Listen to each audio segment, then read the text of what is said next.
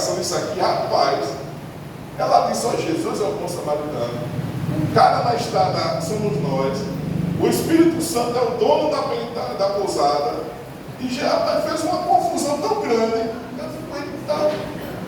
Olha, Jesus é o samaritano, o dono da pensão era o Espírito Santo, o cara no chão era a gente, o sacerdote saiu fazendo ali uma catação. Gente, não complique as coisas. A palavra foi muito simples, né? Jesus queria dar um ensinamento simples, não confunda as coisas. Então, para deixar bem claro, o samaritano aqui não era Jesus. Então vamos lá, vamos à parábola do samaritano. Jesus, ele, de forma muito inteligente, ele cria uma história muito simples, mas ele coloca pessoas muito inusitadas nessa história. Ele diz assim, ó, certa vez, um homem descia de Jerusalém para Jericó. Ele não diz o nome do homem, não diz, né, se era rico, se era pobre, não diz se era de família nobre, não diz. Na verdade, ele não dá nome a essa pessoa. Ele diz, olha, um homem descia de Jerusalém e ia para Jericó. Só por título de curiosidade, Jericó é considerada a cidade mais baixa do mundo. Jericó, a relação ao nível do mar, ela está 250 metros abaixo do nível do mar. É a cidade mais baixa do mundo, considerada, né? Então, Jesus diz assim, o cara está descendo de Jerusalém para Jericó, cerca de 27 quilômetros de distância.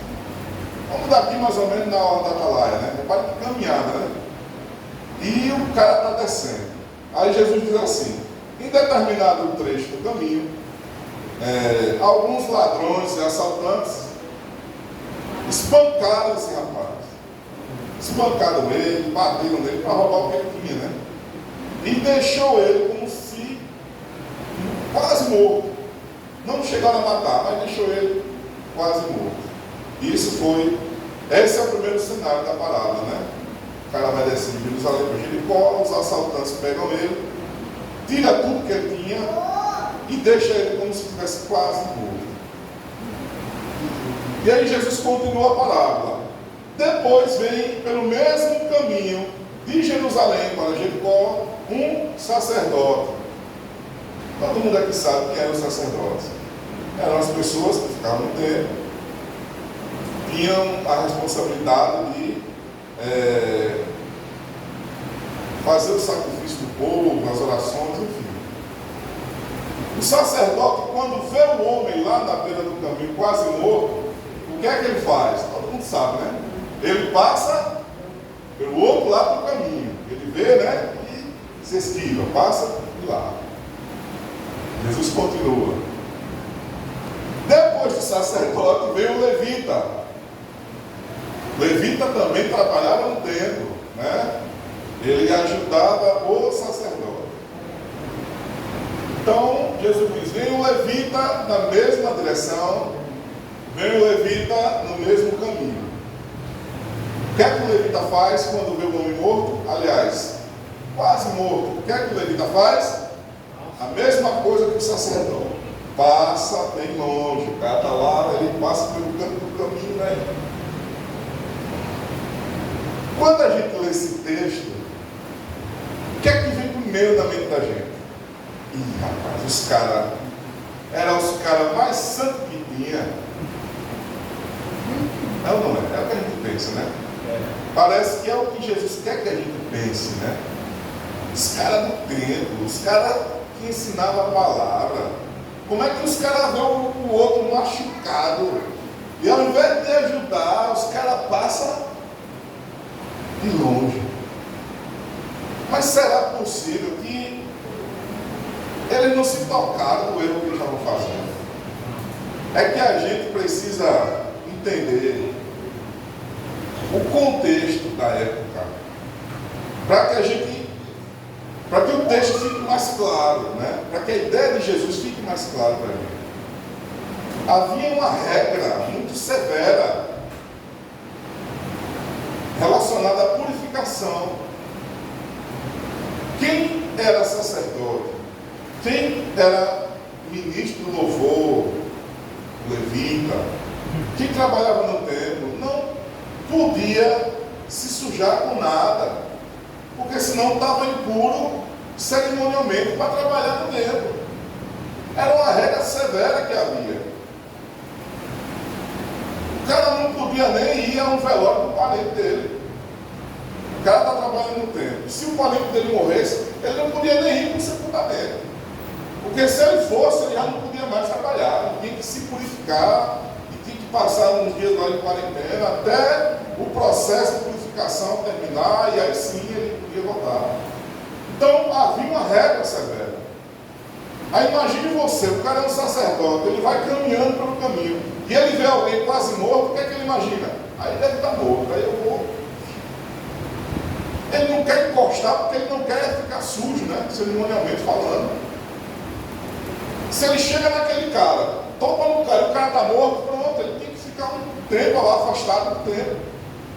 Um período de quarentena. E aquilo era considerado um pecado. Cadê o sacerdote fulano? Rapaz, ele está impuro. Ele não vai poder ministrar não, porque ele está impuro. E o que ele fez? Você cometeu alguma coisa errada lá, está impuro. Então, essa é a consciência dos caras.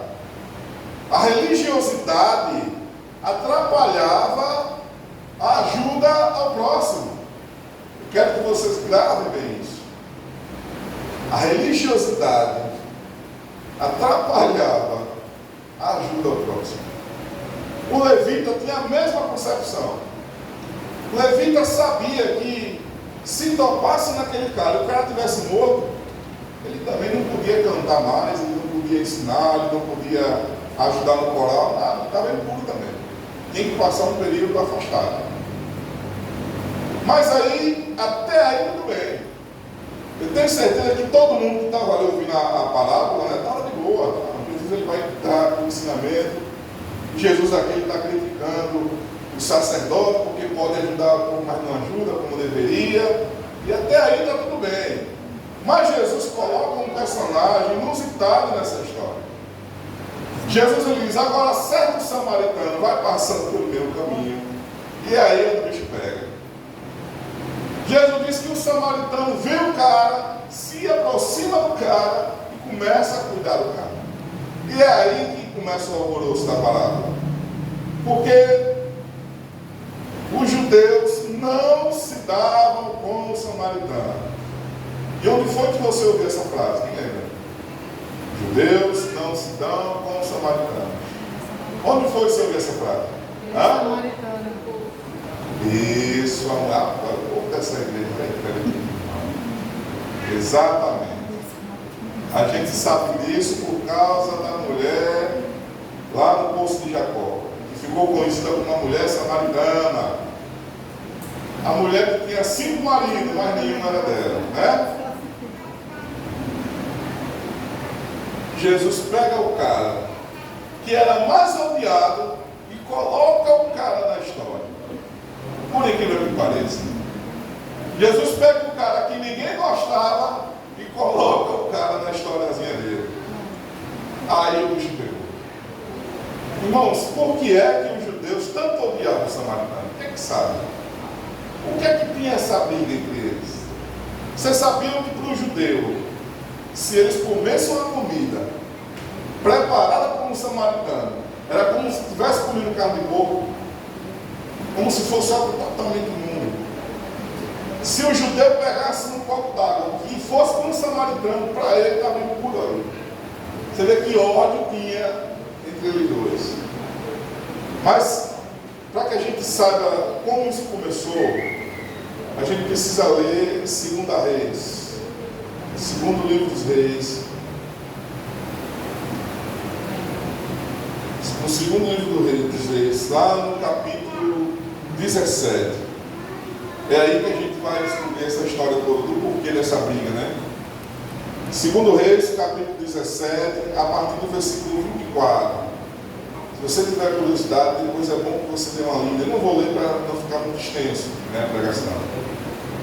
Mas lá no 2 Reis, capítulo 17, conta a história de Israel, o tempo em que os assírios invadem a Samaria, o reino de Samaria.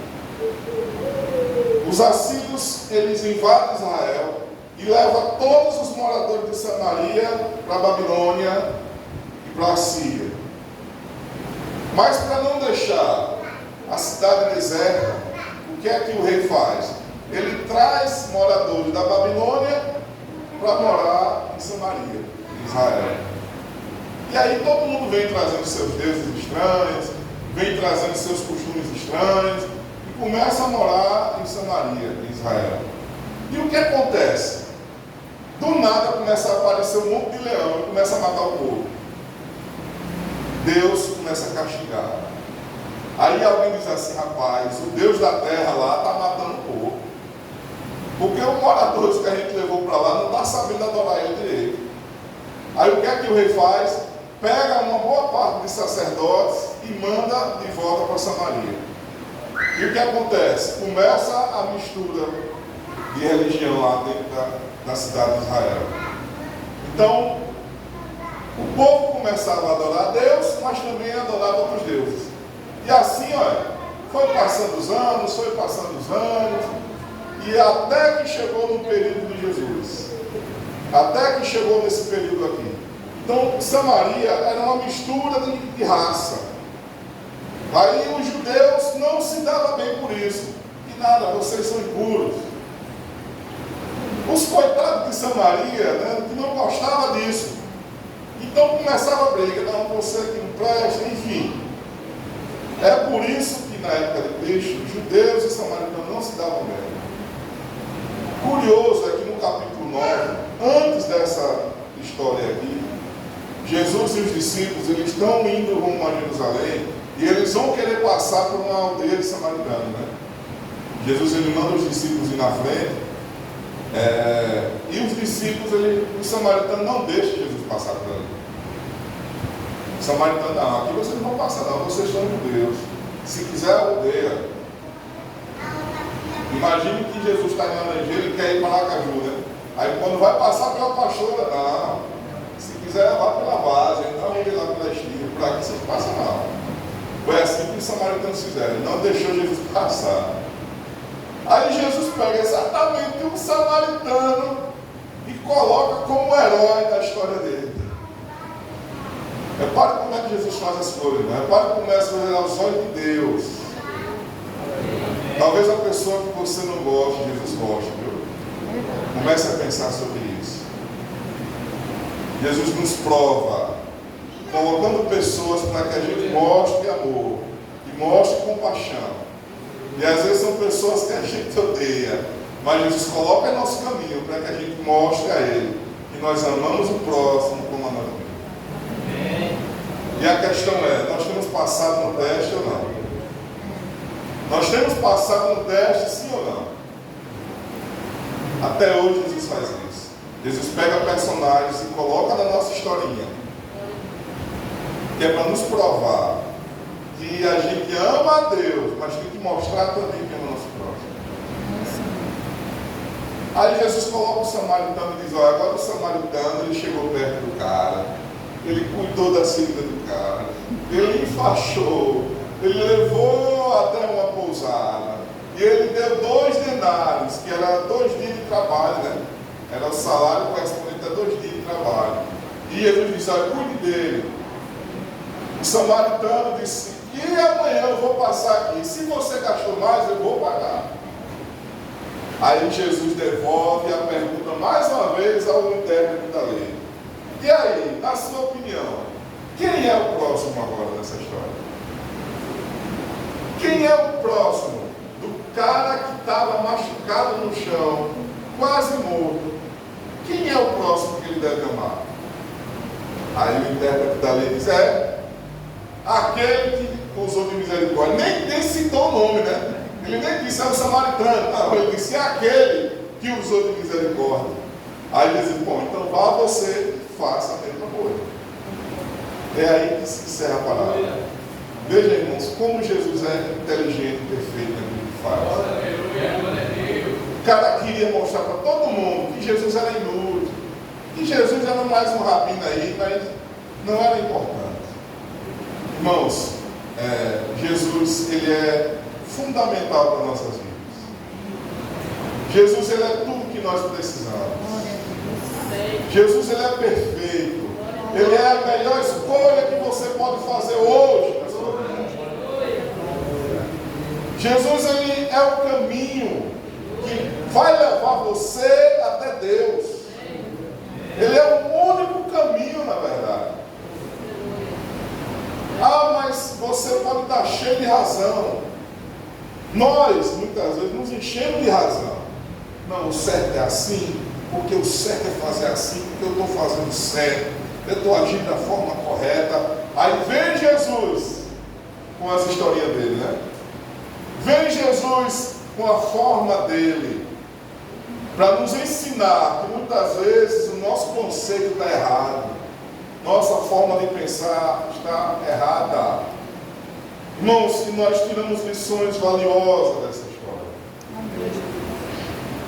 E a primeira história, já para a gente resumir, para a gente finalizar, o que é que nós aprendemos com tudo isso hoje? Em primeiro lugar, se você quer ser salvo, examine as Escrituras. Dê valor àquilo sagrado. Dê valor às Escrituras. Preste atenção nas mensagens. Preste atenção nas pregações. Dê valor àquilo que a Bíblia fala. Irmãos, a palavra de Deus, ela é lâmpada para os nossos pés. Ela é luz para o nosso caminho. O ser humano que quiser encontrar salvação precisa dar atenção na palavra de Deus, aquilo que a Bíblia ensina. Aleluia. Nossa geração está rodeada de mestres. Tem muita gente inteligente aí, tem muito professor que é cabeça, que é inteligentíssimo. Mas se a pessoa não dá valor à Bíblia, descarta da sua vida. Se a amizade que você tem não concorda com a Bíblia, fuja dela em nome de Jesus. A Bíblia é o único meio, é a única ferramenta que um ser humano pode ter para alcançar a salvação.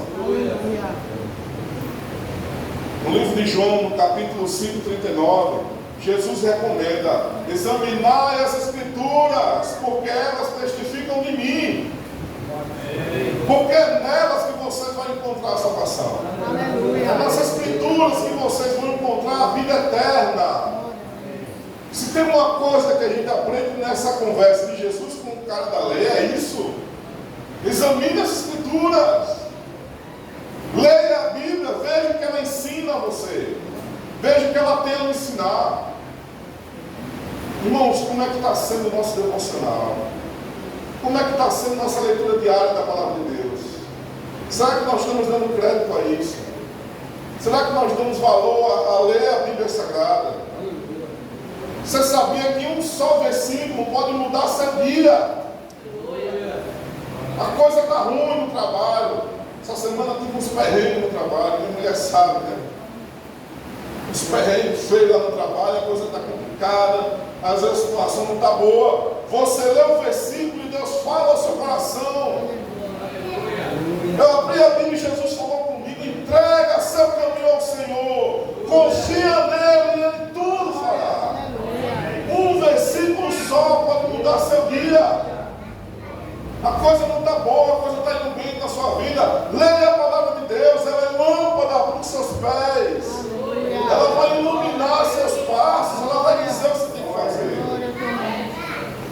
Irmãos, às vezes nós sofremos porque não damos atenção à palavra de Deus. Leia a Bíblia Sagrada. O Espírito Santo está falando aos nossos corações hoje. Irmãos, estamos vivendo os últimos dias. O que vai sustentar o cristão é a palavra de Deus. Não se apegue a comentários, não se apegue a notícias ruins, não se apegue à sorte. Ah, fulano teve sorte, ah, fulano... Não, é a Bíblia Sagrada que vai sustentar o cristão. É a palavra de Deus que vai fortalecer a sua fé. Pessoas que estão desanimadas, pessoas que não têm força mais para vir para a igreja, pessoas que não têm força mais para seguir na caminhada com Deus. Meu irmão, se você está assim, escute o que o Espírito Santo está falando para você. Dê atenção à palavra de Deus. Aleluia. Examine as Escrituras. Se você separar 10 minutos para ler a palavra de Deus, isso é uma riqueza enorme na sua vida. Separe, dedique um tempo para ler as Escrituras Sagradas. Outra coisa que nós aprendemos: você ama a Deus? Pergunta para a pessoa que está ao seu lado: você ama a Deus? Seja carinhoso, seja carinhosa, viu? Não pergunta para a arrogância, não. Você ama a Deus? É tempo de você provar isso. Jesus perguntou ao doutor da lei: como é que você interpreta? Aí ele diz: tem que amar a Deus de todo o coração, de toda a alma, tem que amar a Deus com toda a força, com todo o entendimento. O cara tinha tudo na ponta da língua. Tem que amar a Deus de toda a força. Aí Jesus disse: então faça isso. Faça isso. Nós temos que mostrar isso, irmãos. É tempo da igreja mostrar que ama a Deus, a igreja. É tempo da igreja mostrar que ama o noivo. Como é que você mostra? Como é que você tem mostrado que ama a Deus? Irmãos, às vezes, até para vir para a igreja com luta. Às vezes a gente faz o mínimo. E o mínimo que a gente faz com cara feia. A única coisa que eu faço é tocar. E até para tocar tem que ser nos empurrão, olha. Mas eu digo de boca cheia: eu amo a Deus. Irmãos, é tempo da gente provar isso. É tempo da gente provar o amor que nós dizemos que temos a Deus. Jesus disse isso em João 4, versículo 23 e 24. Na história da samaritana, Jesus ele disse: olha, já chegou a hora em que o Pai está procurando os verdadeiros adoradores. E os verdadeiros adoradores, eles adoram em espírito e em verdade. Não é só em espírito. Não se convença de que você jejuando, de que você orando, está tudo bem. Você precisa mostrar que a sua adoração é verdadeira. Ela é real. Ela não fica só de boca. É hora da igreja acordar para isso. Jesus disse a ele: você ama? Então mostre isso. É tempo da igreja mostrar, irmãos. É tempo que nós saímos do nosso comodismo. Nós estamos acomodados. Precisamos mostrar que nós somos os adoradores dessa nossa geração. Irmãos, cantar música bonita, todo mundo canta. Música gospel está na moda. Até rádio secular toca música gospel. Mas adorar a Deus é poucos que fazem isso. Então está na hora da igreja acordar. Está na hora de despertar do sono e mostrar que servimos a Deus de verdade. Já para finalizar, concluir aqui, sermão. Há uma última lição que nós aprendemos nessa parábola. A maior prova que nós damos do nosso amor a Deus é amando o nosso próximo. Você quer mostrar que ama a Deus? Você precisa amar o seu próximo. Queria que você abrisse sua Bíblia no livro de 1 João. Primeira carta de João. Só para a gente finalizar. Primeira carta de João, no capítulo 4, versículo 20 e 21. O que é que diz lá? Só para a gente finalizar. Primeira carta de João, capítulo 4, versículo 20 e 21. Vamos ler, diz assim a palavra de Deus: se alguém disser, amo a Deus, mas odiar o seu irmão, esse é mentiroso. Pois quem não ama o seu irmão a quem vê, não pode amar a Deus a quem não vê. Olha, e o mandamento que dele temos é este: quem ama a Deus, ame também a quem? Glórias a Deus. Então, amados, é tempo da igreja despertar do sono. É tempo da gente mostrar, né, que nós temos compaixão uns pelos outros. Misericórdia não é só da parte de Deus para o ser humano, não. Misericórdia de irmão para irmão também. Seja misericordioso, seu irmão. Seja paciente. Mostre a Deus que você ama de verdade. Irmãos, essa parábola, ela